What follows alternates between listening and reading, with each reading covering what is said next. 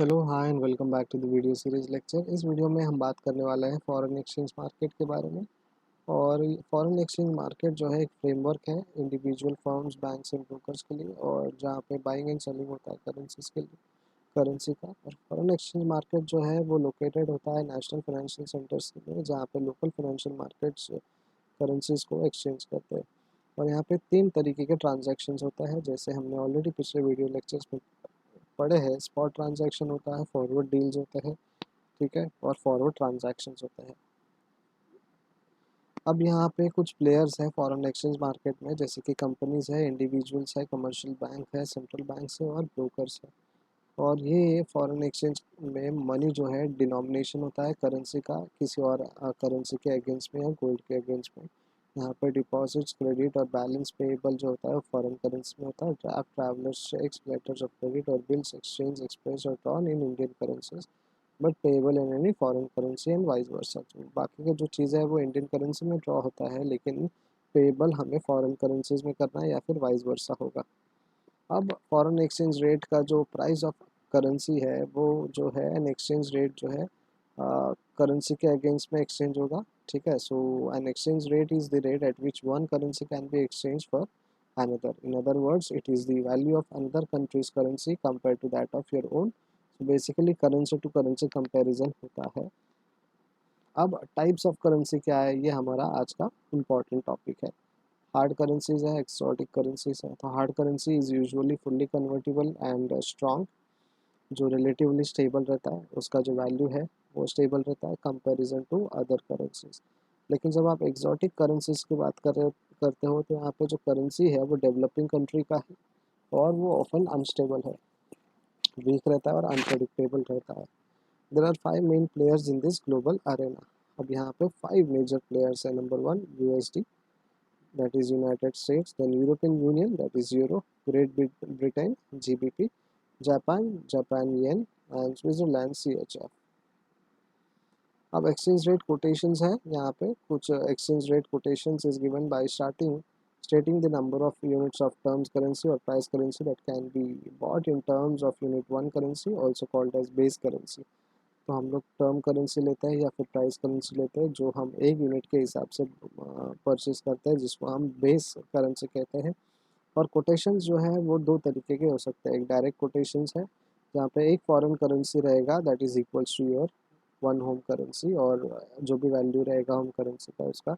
और indirect quotations में one home currency is equal to X Y Z price of X currency. जैसे कि direct quotation में $1 is equal to 75 rupees, और indirect quotation में 75 rupees is equal to $1। ऐसे indirect quotation में direct quotation हो गए। अब सेंट्रल बैंक जो है वो कंट्रोल करता है कुछ पॉलिसीज़ को, और उसका जो इफेक्ट है वो करेंसीज पे वैल्यू करता है। और यहाँ पे बाइंग एंड सेलिंग का इन्वॉल्वमेंट होता है, और होम करेंसी और फॉरेन करेंसीज को हम बाइंग एंड सेलिंग करते हैं। हम एक व्यू लेकर चलते हैं कि एक्सचेंज रेट जो है वो एक लाइन में मूव हो और इस्टेब्लिश करे कि टारगेट हो जो गवर्नमेंट ने स्ट्रेटजिकली मेंटेन किया है। यहाँ पे आर्बिट्रेज भी होता है, और आर्बिट्रेज मतलब क्या है कि एक प्रैक्टिस है और एक एडवांटेज लेने का एक जरिया है कि state of imbalance between two और मोर मार्केट्स, अ पर्सन वो engages in arbitrage called an arbitrager. The arbitrator exploits the imbalance that is present in the market by making a couple of matching deals in different markets, with the profit being the differences between the market prices. So एक ही currency का value वो अलग अलग market में by करते हैं, cell करता है। सो इट डिफर्स जैसे जैसे वो बाइंग एंड सेलिंग करते हैं, आर्बिट्रेज करते हैं। सो एक करेंसी में अगर एक मार्केट में ये आईएनआर का वैल्यू कम है और किसी और मार्केट में उसके अगेंस्ट में यूएस डॉलर बहुत ज़्यादा मिल रहा है, तो वो आईएनआर को बाय और सेल करेंगे, उसको हम आर्बिट्रेज बोलते हैं।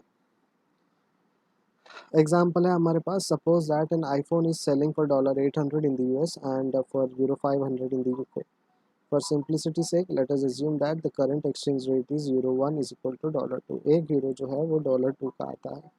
और simple conversion will tell us that an iPhone is worth more than UK, since €5 is equal to $1000, which is more than $800 with the presence of such mispricing. An investor can seek to take advantage of such situation by adopting the following strategy. अब यहाँ पे वो following strategy इस्तेमाल करेंगे, because जब euro में हम purchase करने जाएंगे तो हमारे लिए वो $1000 का होगा, लेकिन यूएस में वो ऑलरेडी $800 का मिलता है। सो 200 एक्स्ट्रा डॉलर हमें पे करने पड़ेंगे अगर हम यूके में परचेस करते हैं। तो स्ट्रैटेजी फॉलो करेगा आर्बिट्रेज का। हाँ, अब वो क्या करेगा, buy an iPhone in the US for 800। US में वो आईफोन परचेस करेगा 800 में, और वो यूएस में परचेस करके यूके में सेल करेगा 500 रुपये में। अब जब वो यूरो 500 को कन्वर्ट करता है तो उसे $1000 मिलता है। तो ये जो सिंपल स्ट्रैटेजी है आर्बिट्रेज के थ्रू जो प्रॉफिट यील्ड करते हैं, तो 200 पर आईफोन उसे मिलता है। Therefore one were to follow the strategy for 500 iPhone, the profit would be whopping $1,00,000।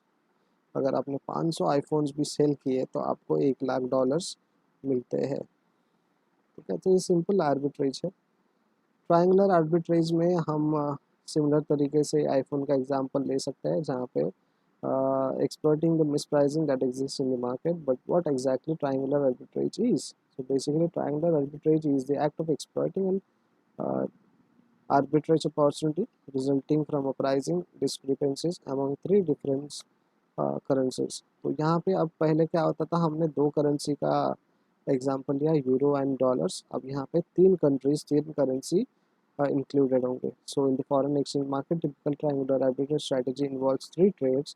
Number one, exchanging the initial currency for a second, then trading second currency for a third, and the third currency for the initial. So एक दूसरे के लिए हम वो buying and selling करेंगे। So nominal exchange rate जो होता है, when we say that $1 is equal to ₹40, we are talking about nominal exchange rate.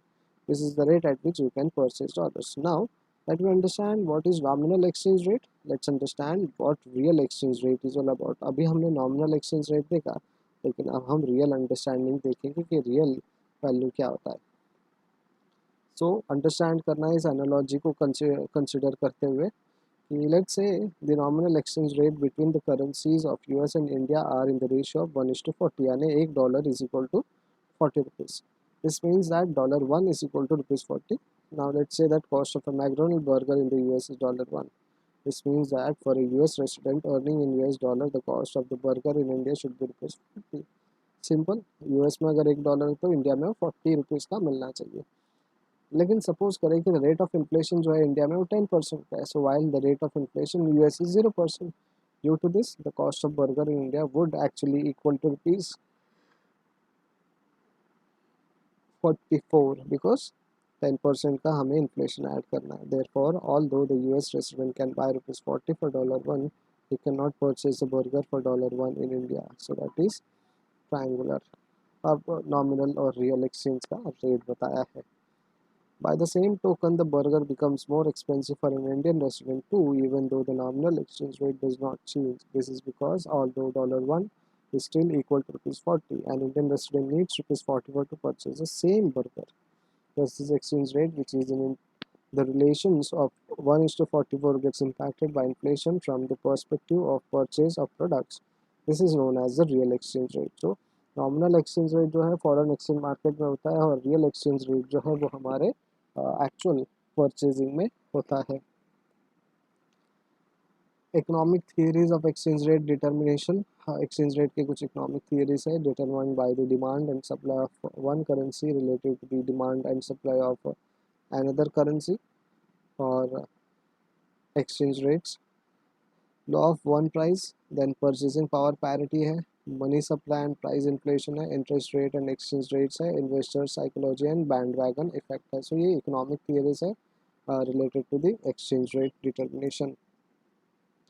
और ये वाला जो कंसेप्ट है वो हम लोग अगले वीडियो लेक्चर में पढ़ेंगे, ताकि एक साथ में सारे कंसेप्ट आपके दिमाग में जाए और खिचड़ी हो, ये मैं नहीं चाहता। So see you in the next video lecture. Till then bye bye, take care.